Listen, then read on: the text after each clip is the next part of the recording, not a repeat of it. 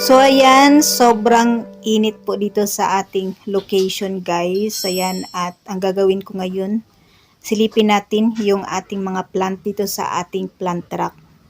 Hello everyone, ito po si Charching ng Succulent Davao and welcome sa ating YouTube channel. And for today's video, so ayan guys, at sobrang init po dito sa ating location at ayan, hindi po tayo nakalabas dahil ayan, napakainit po talaga. And then, ayan, hinintay kong tumaas yung araw dito na area. So, ipapakita ko sa inyo guys kung saan yung araw. Kasi, ayan guys, ayan yung nangyari sa ating mga plant. Ating mga photos dito guys, ayan, nasunog. Yan, ganito po yung nangyayari after ng ilang araw na hindi sila nasikatan ng araw. So, yan guys, nanibago yung ating mga plants. So, ayan na po. Nasa taas na po yung init. Ayan, sobrang init po talaga. Alas 4 na po ng hapon guys. So, yan po kainit dito.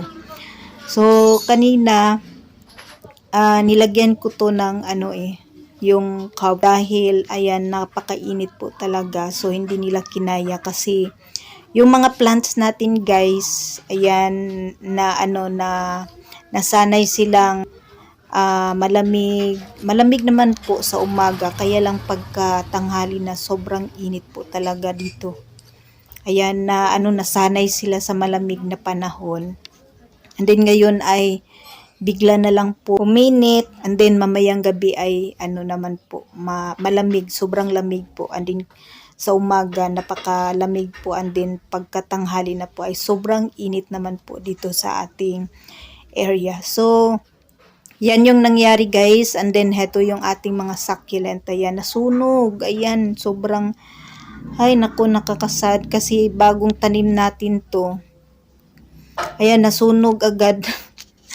So yan guys, yung pag laging pabago-bago yung panahon, ayan yung nangyayari sa ating mga plant. Ayan, so ang gagawin ko ko na lang to, iikot natin siya para hindi siya tuluyang masunog. Kasi hindi natin alam ano na kasi, pa-summer na kasi guys. So malamig naman po pag umaga, sobrang lamig, mahangin. Ayan, and then pagkahapon naman po ay sobrang init. Yan yung nangyari sa ating cactus. Super dry, and then dehydrated. Na ko naman po sila kahapon, nadiligan. So, ayan. Ikot lang natin para hindi siya tuluyang masunburn. Dehydrated. Hindi naman siya na sunburn, na lang siya guys. So, nasubrahan sa sa sun exposure. Ayan. So, ayan, mutlang-mutla na. Ayan, namutla na siya guys. So, yan. And then, hindi ko sila didiligan kasi pag diligan to, baka naman po, ma-overwater natin. And then,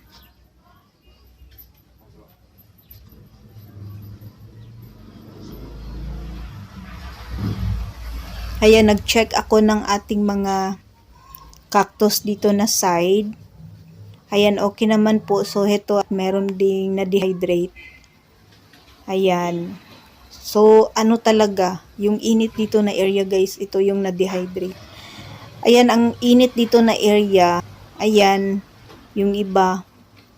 So, ayan, meron pang sikat ng araw. So, ganito yung nangyayari pag bigla silang na-expose sa sunlight. Yan, heto yung bago natin guys. Ayan, yung ating syngonium. Pink naman ito. Ay, pink syngonium. Ayan siya. So, yan. Okay naman po siya.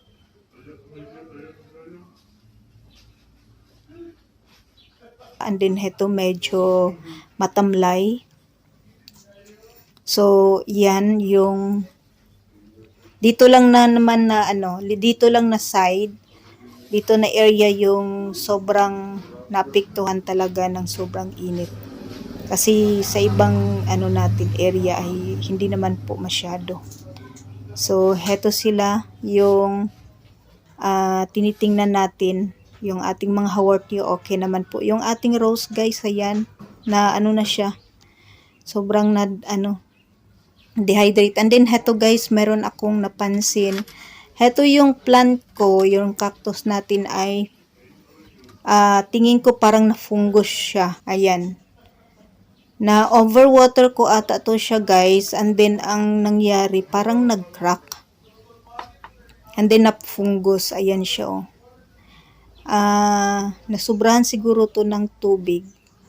And then, ayan, oh, nag-crack siya and then nagka-fungus. So, nalagyan ko na siya ng, alcohol.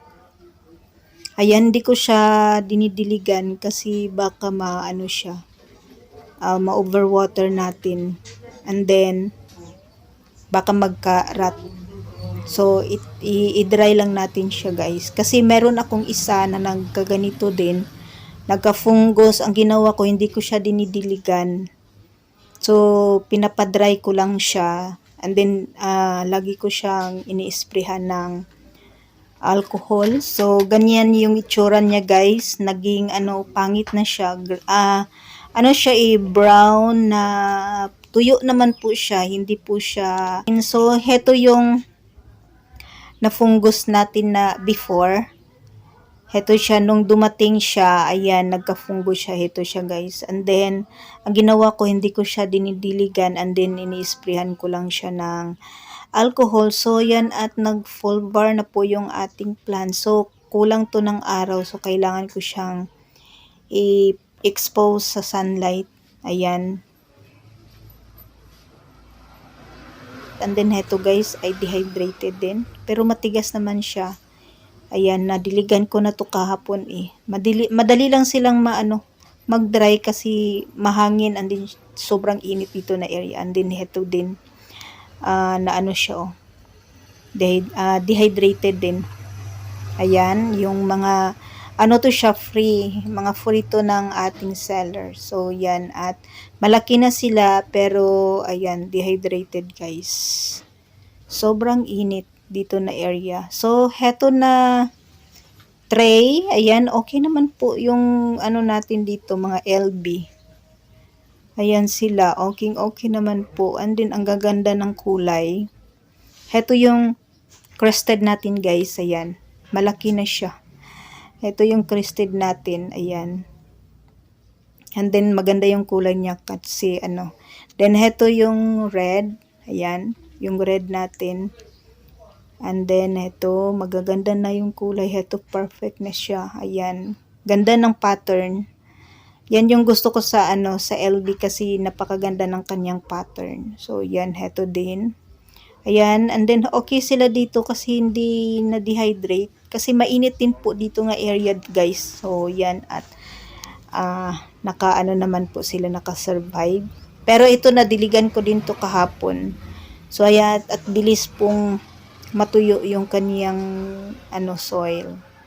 So, yan sila dito na area. And then, yung ating mga green dito, ayan, okay naman po sila dito na area. So, yung ating sili ay okay naman po. Ayan sila guys, yung ating mga plant dito na side. Yung ating alocasia, ayan, bumuka na yung may bagong unfern, pa-unfern na dahon. Ayan, sobrang ganda. Ang sobrang niya, ganda. So, yan, yung update dito sa ating mga plant dito sa ating munting garden. Sana makarecover sila soon. Ayan guys, yung ating putos, ayan, nasira. Pero okay lang yan at makarecover yung ating plant. So yan guys, yung update sa ating mga plant dito sa ating munting garden. And that's for today guys. Maraming salamat po sa inyong panunood dito sa ating YouTube channel. Thanks for watching.